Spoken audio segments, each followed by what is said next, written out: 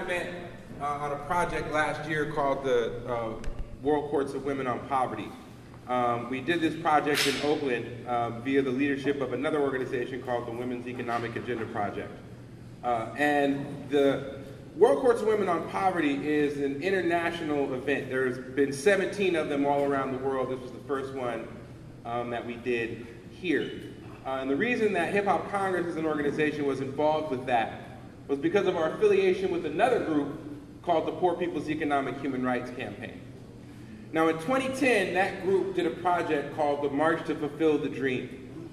It was a 25-city caravan from New Orleans to Detroit, from the South through the Rust Belt, where it stopped at the U.S. Social Forum.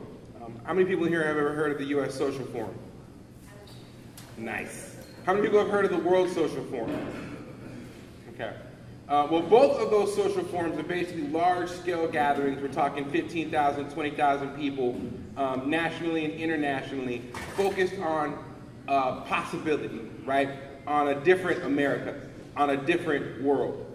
So one thing I want to state is that when Marlene says, you know, there's a movement in this room, we want to emphasize that not only is there a movement in this room, but it's a movement that is connected to a historical legacy and to a legacy that continues today in some way, shape, or form in virtually every city of America and beyond the shores of our country. But anyway, the reason I'm talking about this tour is because during this tour what we did was we went into communities and we spoke with people about the struggles that they were facing. We squatted with folks in Mobile, Alabama, in houses that they had just taken over to find shelter. We interviewed workers in cities like Dayton, Ohio, and Toledo, where factories have been shut down. And during the course of this trip, I did this piece that I'm going to do for you guys. And it's kind of just a piece, again, I think Marlene made a really good point that, you know, we have certain titles, and this is the Black Caucus. But historically speaking, and this is of course Black History Month, but historically speaking in America, it's difficult to talk about the history of America with any integrity without talking about the history of the African Americans who are a part of it, who have helped build it. And similarly, it's difficult to talk about the history of African Americans without recognizing the fact that they are a part of America and its legacy. So this is a song that I wrote kind of speaking to a lot of that experience, things that are universal, and it's called Broke. Yo, cats is broke. You act like that's a joke, like these cats will not grab the gat and smoke for like half a coke and a jacket lope, getting the sense you ain't out here. But the young G's are really about it and down to clown here, down to move pounds all across the town here, and make moves without fear. We got these poorly rated makeshift lawmakers mucking up, bankers seeking takers, but the haters still coming up. People losing their homes with no one to blame except an imaginary market that gets harder to tame. God, it's a shame these credit companies harvest your pain, pillage and plunder and just chalk it up as part of the game. Stalking your wage, call you and call you and call you again. Make deals, don't even know who you bargaining with. They try to act like it's not a threat to their order. But thousands in Detroit still don't have any water. Going after your son and your daughter to sign them up for their own slaughter, another public housing unit torn up. Police don't even bother with conversations or whatnot. They just speak with a taser or object with a gunshot. They abhor a saw in their court of law. It is crystal clear, convicted for surviving the traps they have engineered. Yo, folks are starving. The White House is starting to look like J.P. Morgan. Obama has barged in by a limited margin because of his charm and all of the harm the Bush farm did, but I'm going to keep it real, because even though we won, we still got an economic system that's been overrun, and we don't understand it. Man, we are all lost. These corporations, they only want to cut the cost. They hack away at jobs, prices don't level off, playing ball's more expensive, people have less to toss. We've always loved America because we've been better off, but give it won't get by the privilege off because we just shipped it off. They bail out all the banks and raise the stakes for corporate cronies while we have to choose between bankruptcy and our heart exploding. It thickens up in this piece. We see the plot unfolding cooped up in a pseudo-free market just as it starts imploding. Yo, cats is pissed. Critical mass, what'll happen to us after this? It's a conspiracy, a theory we can master if we get past our past to get the math and just smash the... For many there's a God, for some cash is it, and they'll be glad when fascism crushes activists. Why are toddlers sleeping on benches while pundits addicted to pills are sitting on TV just promoting agendas? Yo, we could affect it all with our collective thought. But there are sections lost, and there are sections bought. And there are sections that may never want to understand, and there are sections that will gain the upper hand working the numbers, man. There are lines drawn, you're wrong, try to ride the fence. Signify your mind and then focus, use your mind's offense. It won't take one of us, it won't take 25. It will take all of us for all of us to survive.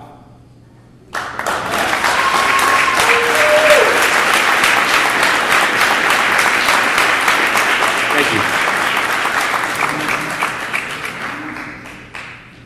So I know I have 30 minutes, but like I said, we have Congress's Deputy Director, D. LaBrie, up here, and I want to make sure I give him 10 minutes to speak as well. So I'm going to try to power through this. How many people in here know who Mos Def is, by show of hands? Okay. How many people in here have heard his album, Black on Both Sides, by show of hands? Okay. So for those of you who have heard the album, and for those of you who have not, he starts the album off talking about hip-hop, right? And one of the things that he discusses is hip-hop is not a giant on the hill, right? People talk about hip-hop like it's some mystical thing far away that they just can't access. It's like when you wake up in the morning, you have to realize that you are hip-hop, right? So when you ask, how is hip-hop doing, you have to ask, how am I doing, right? Well, I want to take that message and I want to extend it beyond just the boundaries of what Mos Def identified as hip-hop. I want to take that message and extend it into your campuses, into any community in which you have an impact, into our state and our country and our planet as a whole. Just to give you a little background on why I'm standing here in front of you. So I'm a rapper. I don't know if you guys noticed that. I'm also a person who's always been involved with organizing and social justice. In 1997, I met a gentleman by the name of Rial Robinson, and he presented this idea. The idea was this thing called Hip Hop Congress. And it sounded like a really good idea, right? Artists and organizers working together to create a cooperative community in an environment like the music industry where everybody's like, I got to get mine before you get yours, right? And believe me, working in that environment with this as a philosophy has most certainly been challenging, to say the least. That was 1997. It's 2013. We currently have 50 chapters, both nationally and internationally. We are currently engaged in projects and programs with both the Democratic Party as well as the Green Party, and with certain sections of the administration, the Obama administration. We've done, work at the community and education school level, at the community college level, at the high school level, in states like California, Michigan, Illinois, Texas, all throughout the country. And, when we came up with this idea for Hip Hop Congress, we were a 17-year-old and a 20-year-old kid, respectively. Rial was 20, I was 17. And there were people that we spoke with at the time of this, conceptualization that were like, whatever. It's just a pie in the sky dream, focus on this or focus on that. And here we are today, and we're speaking with you, on the subject of social change, because of a collaboration with another group that is also working on similar issues, similar topics in their community.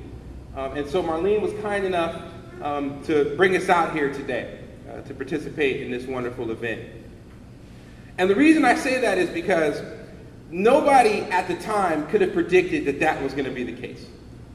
There was nobody I talked to at 17 who could have told me, you should pursue this, because 15 years from now, you will be speaking to a group of students, educators, and administrators in Fresno about the future of their campuses. I mean, they really, even with their best guess, they would not have come up with that. And I think that that's really relevant in terms of what Marlene is talking about today. Sometimes it's hard to imagine ourselves as change agents, change makers, leaders, people who are actually forging the path of the future. But the reality of the situation is that history is a composite of people just like yourselves, who committed to doing something. Has anybody ever heard the whole Edison light bulb story? You guys familiar with this? Thomas Edison, how many times it took him to actually invent the light bulb?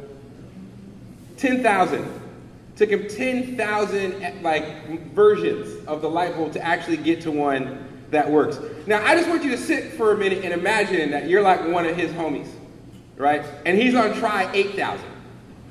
I mean, really, honestly, are you still supportive of the idea at that point, right? Are you still like under the impression that he should keep doing this with his life? Or maybe that there's some more productive activity that he can engage?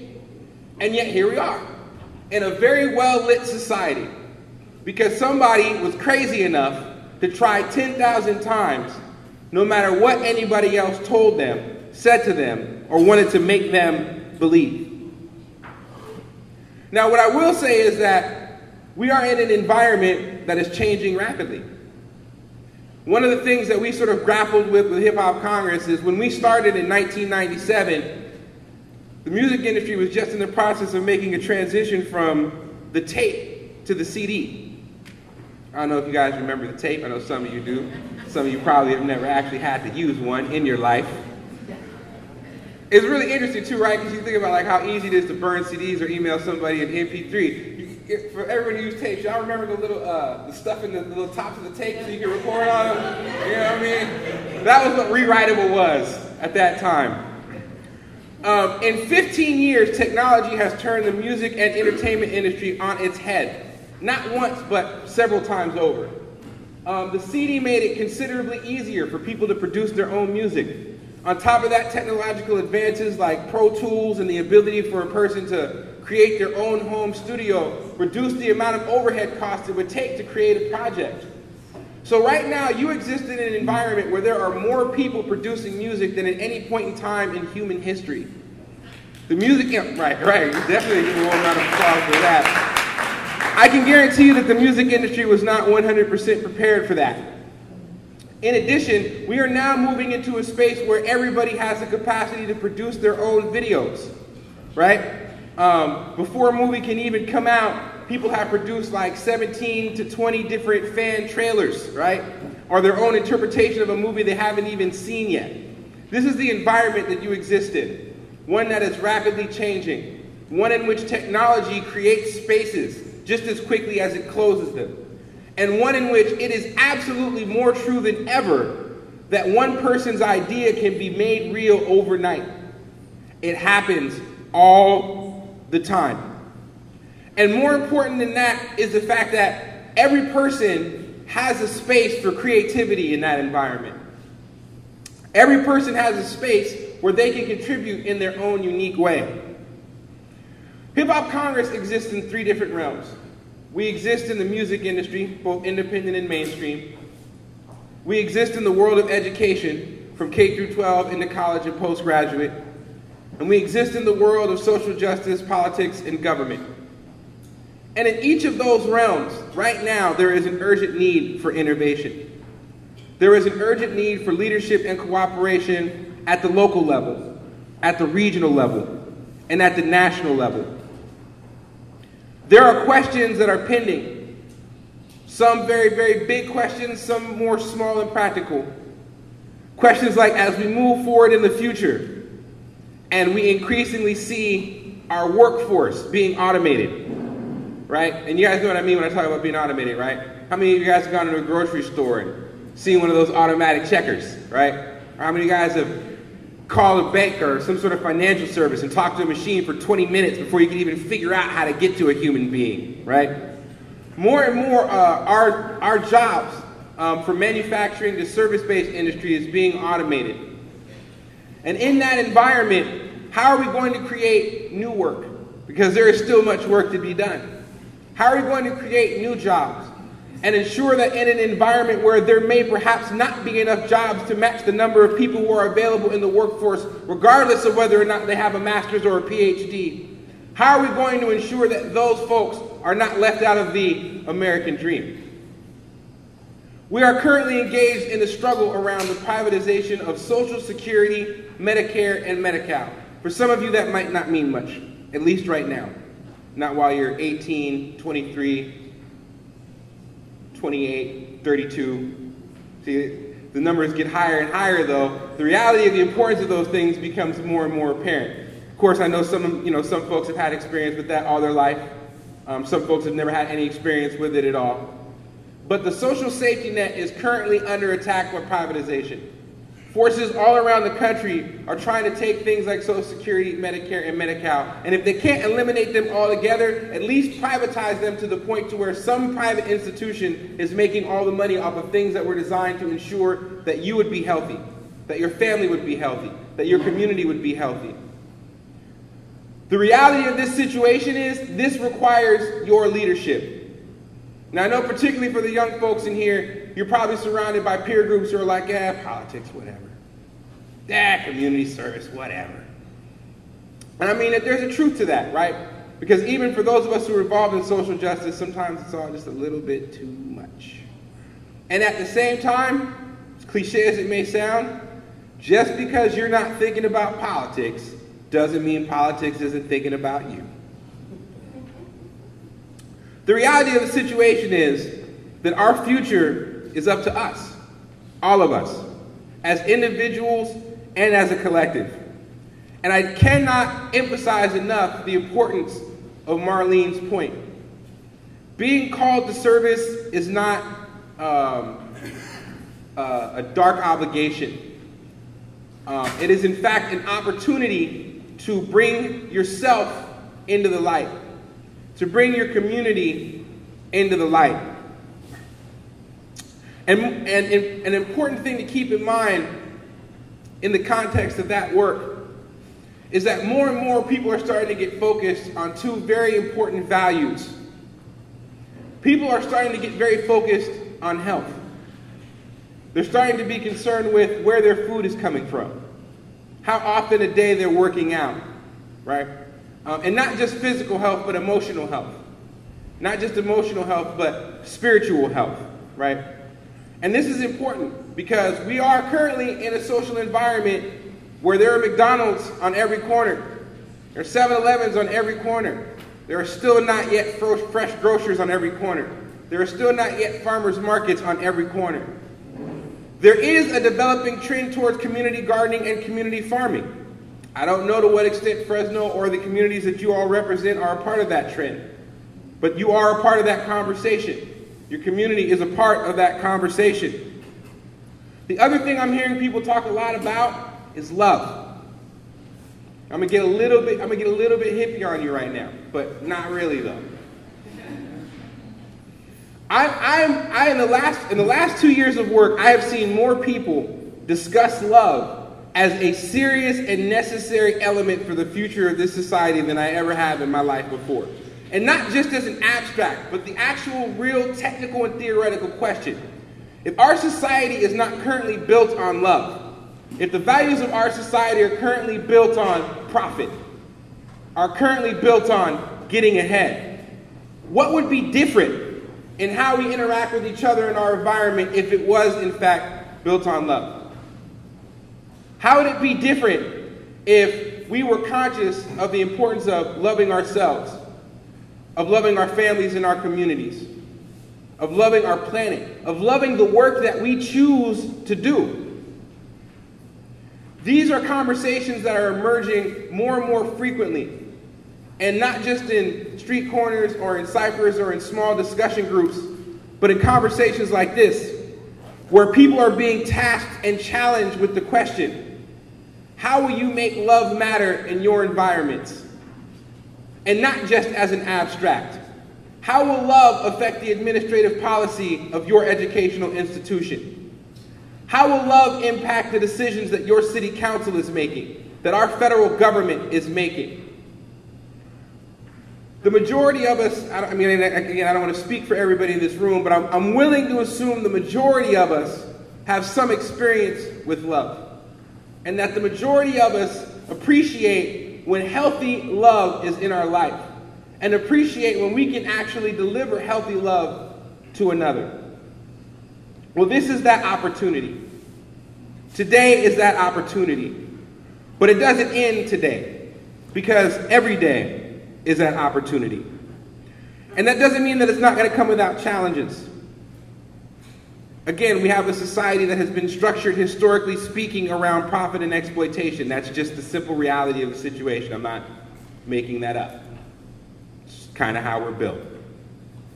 We have a history that we are still seeking to overcome, either to let go of it, or to move beyond it, or to make authentic reparations to it. But it is present, and it does remain a challenge. We are still challenged with each other. We are still challenged with the simple struggle of being in a room with each other long enough to get through a topic without wanting to, run each other off, without wanting to cuss each other out or tell the world about ourselves or each other, right? And most importantly, we are still challenged with ourselves.